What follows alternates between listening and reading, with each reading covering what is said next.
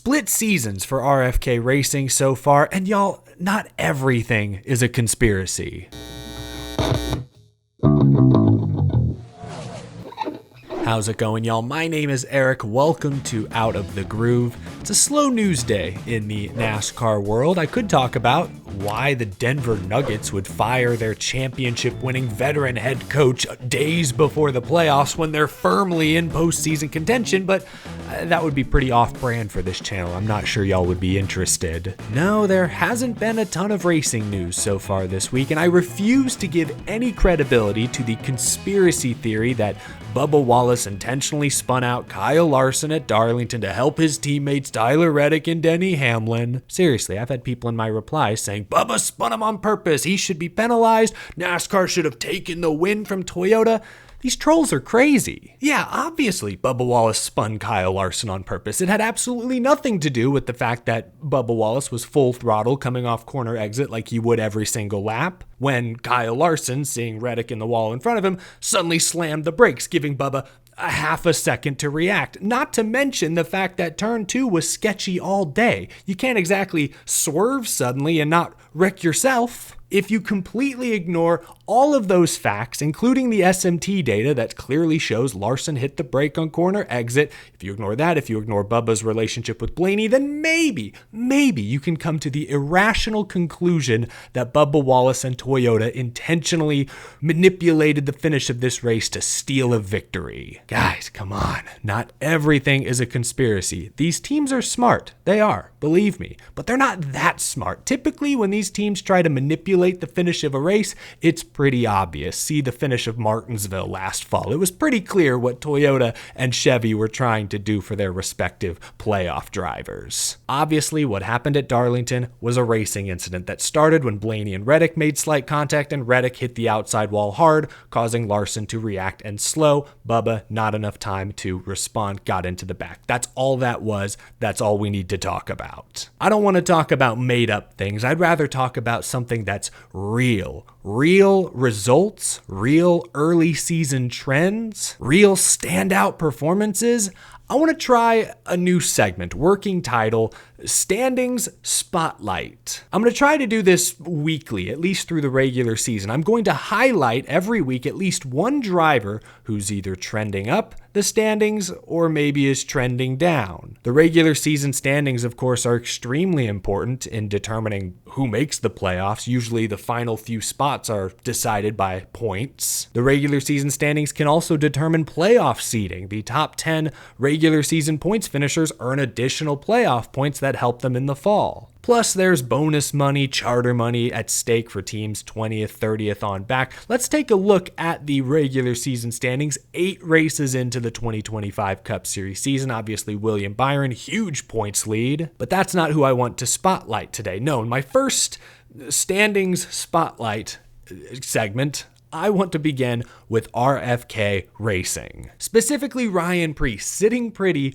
13th in points, currently holding on to a provisional playoff spot if the regular season were to end today. I remember last November when RFK Racing announced they had signed Ryan Preece to a third car, the 60 car, full-time. There was a lot of pushback online from fans who said, hey, what has he done? He's never won a Cup Series race, never been to the Cup Series playoffs. Last couple of years with Stewart-Haas, his average finish was around 20th. He's been involved in more than his fair share of crashes. A lot of skeptics online when RFK Racing made this announcement. But I said it then, and I'll say it again now. We need to remember that before this year, Ryan Preece had never consistently been in a good Cup Series car. He drove that 41 car at the tail end of Stewart-Haas Racing's lifetime. At best, that was a 15th to 20th place car. More often than not, it was a 25th place car. He put up basically the same numbers Cole Custer did in that equipment. And JTG Doherty back in the day was never very competitive.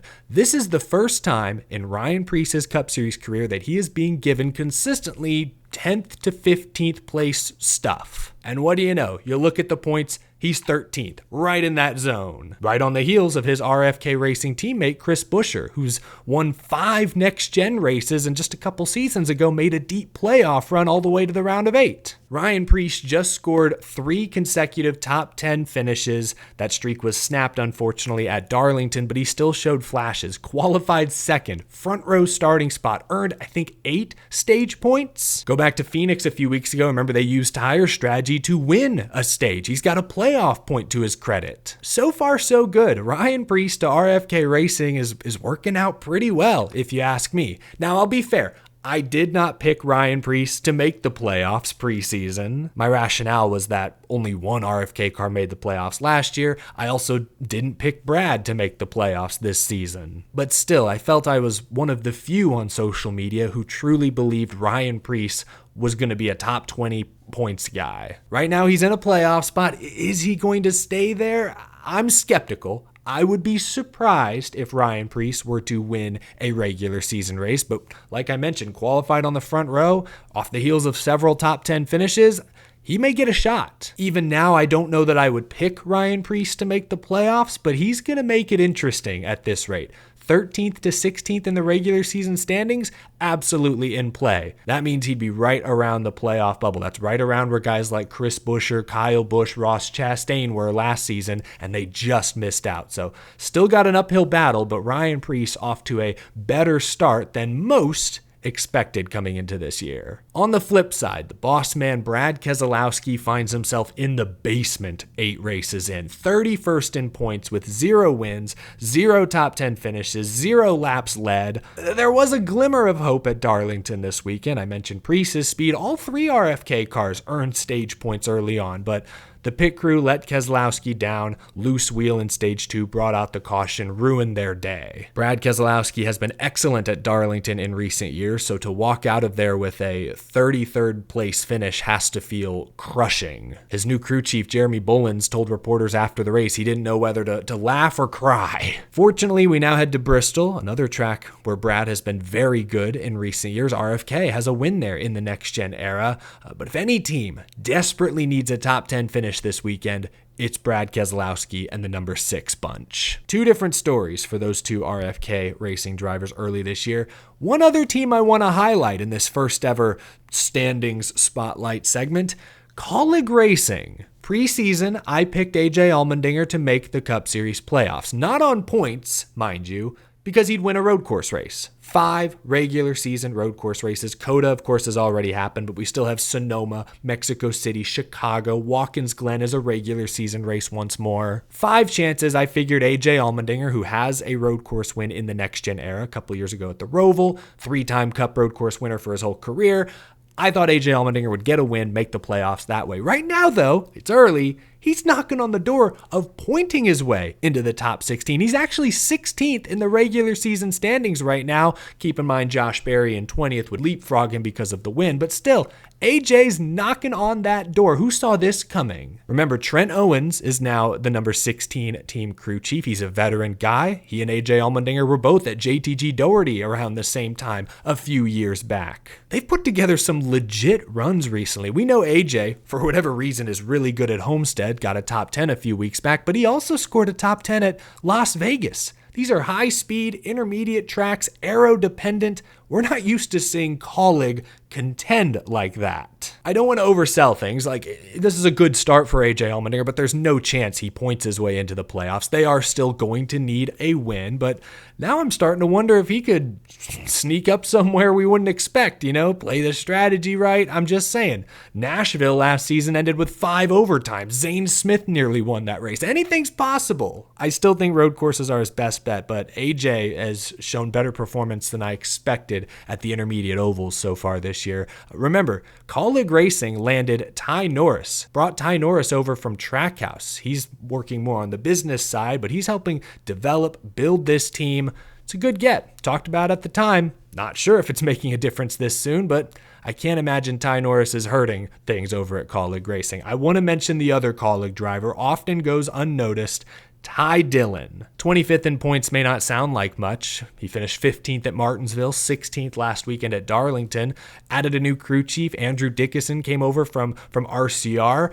Right now, Ty Dillon has a nearly 3 position better average finish and is 4 points positions better than Daniel Hemrick was in this same car 1 season ago. That's why I wanted to spotlight Ty Dillon. A lot of folks clowned this move. I myself was skeptical. Really? Kaulig's going to replace an Xfinity Series champion to give one of Pop's kids another opportunity? Are we sure? But credit to Ty Dillon. He's blocked out most of that noise. Remember, he's a veteran now. He's 33 years old. He has a family of his own.